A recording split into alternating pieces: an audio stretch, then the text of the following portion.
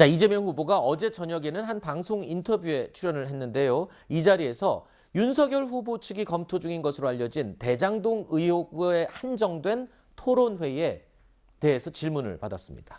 이재명 후보는 비상식적인 주장이다라고 하면서도 윤석열 후보가 제안한다면 하겠다 이렇게 대답했습니다.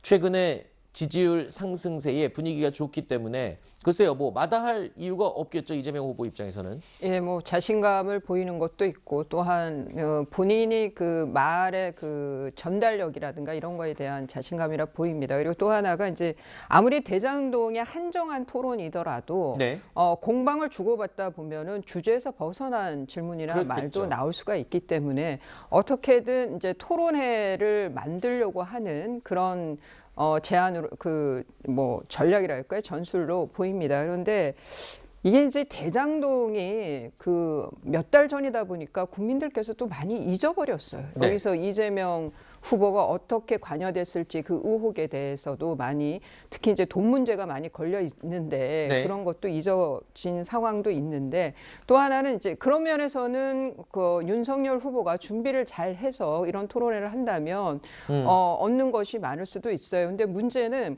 이게 행정 절차적인 아주 이렇게 그 구체적인 사안들이 있기 때문에 네. 그런 것까지 아주 꼼꼼하게 준비를 해야 이재명 후보의 그 말에 그 현혹되지 않을 수가 있거든요. 그런 네. 거는 준비에 따라서는 득과 실이 나뉠 수 있는 그런 제안인 것 같습니다. 네.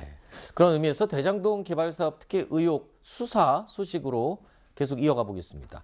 유동규 씨의 휴대폰 포렌식을 해본 결과 정진상 현재 민주당 선대위 비서실 부실장이죠. 그리고 김용 현재 민주당 선대위 본부장입니다. 유동규 씨가 이 두 사람과 여러 차례 통화를 했던 기록이 나타났습니다. 두 사람은 이재명 후보와 성남시장 시절부터 함께한 핵심 측근들로 꼽히는 인물들이죠. 관련 내용 먼저 화면으로 보시죠.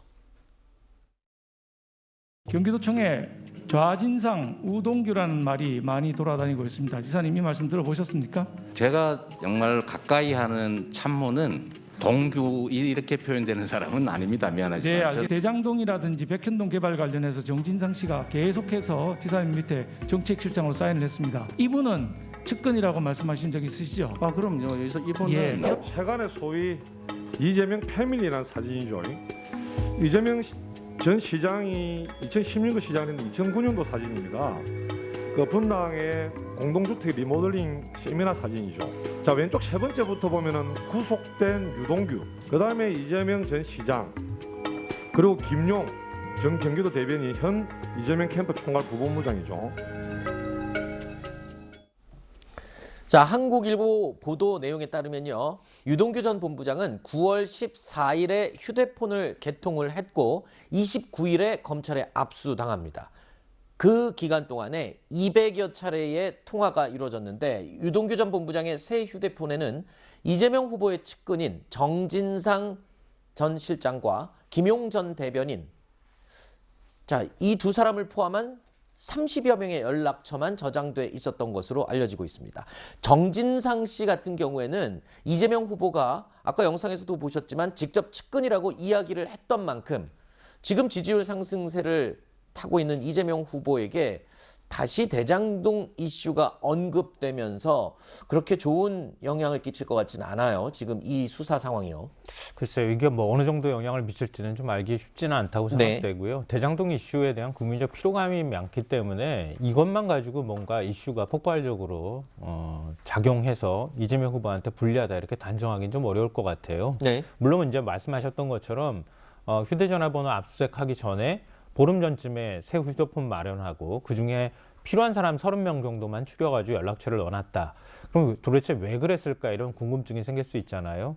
뭐 어떻게 생각하면 앞으로 이제 대장동 이슈와 관련해서 뭔가를 모종의 얘기를 하려고 했다 이렇게 볼 수 있는 시각도 있지만 역으로 말하면 내가 방어하기 위해서는 어떤 사람하고 꼭 얘기를 해야 되는가 뭐 이런 부분에 대한 얘기가 있을 수도 있겠다. 네. 이런 생각되고 뭐 그 연락처 있는 사람 중에서 최재경 전 박근혜 정부 시절에 청와대 민정수석도 포함돼 있고 박헌천 전 행정관도 들어가 있는 상황이거든요. 네. 그러니까 그런 사람들한테 도대체 왜 전화를 하고 뭘 얘기하려고 했을까 이런 네. 부분에 대한 의문도 남는 상황이어서 이것만 가지고 우리가 단정적으로 얘기하기는 어려울 거라고 생각합니다. 네. 자, 그리고 또 보도 내용에 따르면 특히 정진상 부실장과 김용 본부장은요, 유동규 씨의 압수수색 직전에 집중적으로 연락을 주고받은 것으로 알려지고 있습니다. 정진상 부실장 같은 경우에는요, 압수수색 당일 오전에도 통화를 했던 흔적이 나왔죠. 뿐만이 아닙니다. 자, 이들은요, 통화 내역이 남지 않는 페이스타임이라는 기능을 자주 이용했던 것으로 확인이 됐습니다. 자, 페이스타임, 이게 통화를 해도 통화 기록이 남지 않는 그런 기능이라고 하는데, 그렇다면 뭔가 증거를 남기지 않으려는 의도가 있는 게 아니냐, 이렇게 지금 지적을 하는 시각이 있거든요. 외부에 알려지고 싶지 않았던 그 정황들은 충분히 확인이 되는 것이 새 휴대폰을 먼저 개통을 합니다. 특히 대장동 3인방이라고 불리는 이 김만배, 남욱 그리고 유동규 세 사람이 같은 시기에 휴대폰을 없애고 다른 새로운 휴대폰을 만들었다는 것 자체가 네. 과거 기록을 남기지 않고 싶어하는 심리가 숨어 있다라고 보이고요. 특히 압수수색 전후로 해서 정진상 부실장하고는 8차례 이제 통화를 시도했다라는 것이고, 김용 이제 선대위 부본부장 같은 경우는 6차례 통화를 했다라고 합니다.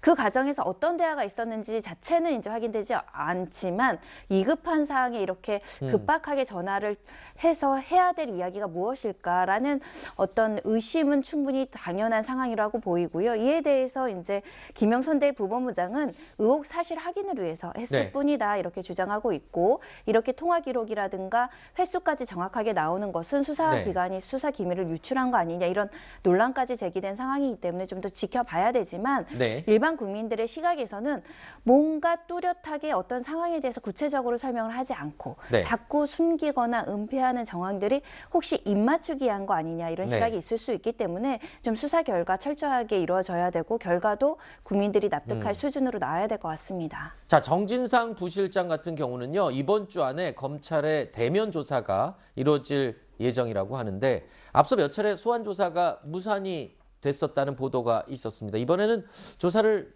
꼭 해야 될 것 같아요. 중요한 인물이고 핵심 인물이기 때문에. 이게 왜 핵심 인물이냐? 그러면 좌진상 우동규라는 말이 성남시에 있었고, 그리고 네. 정진상은 정책실장을 했죠. 성남시 정책실장. 그리고 지금 비서실에 있는 걸로 아는데, 이거는 이재명 후보도 인정했어요. 본인의 측근이라고. 근데 제일 문제되는 게 초과 이 환수 조항을 왜 채택하지 않았느냐. 실무진들이 초과 이 환수 조항을 넣어야 된다고 했는데 그게 채택되지 않은, 그것이 정책실장으로 있을 때 전진상 씨가 어디까지 관여했는지, 네. 그리고 이것이 당시 이재명 성남시장에게 어느 정도까지 보고가 된 건지, 관여 정도에 대해서의 키맨이고, 또 하나는 황무성 초대 그 성남도시개발공사 사장, 이분은 초과 이익 환수 조항을 넣어야 된다고 생각하는 분이에요. 이 사장의 그 사퇴를 종용하는데 녹취록까지 있잖아요. 네. 거기에 그러면 정 실장이냐 뭐 이런 얘기가 나와요. 그래서 거기에 대한 왜 사퇴 종용에 어떻게 관여했고 왜 관여가 된 건지, 왜 사퇴를 시키려고 했는지에 대한 조사가 이루어져야 됩니다. 그런데 참 너무 많이 늦은 거예요. 왜냐하면 주요 인물이었던 두 분이 또 극한적인 선택을 하셨잖아요. 그리고 지금에서야 조사가 이루어진다는 것도 저는 이해가 되게 어려운데, 여하튼 이 대장동과 관련해서는 특검이 아니면 그 진실에 다가가기가 어렵지 않은가, 어렵겠다 이런 생각도 듭니다. 네.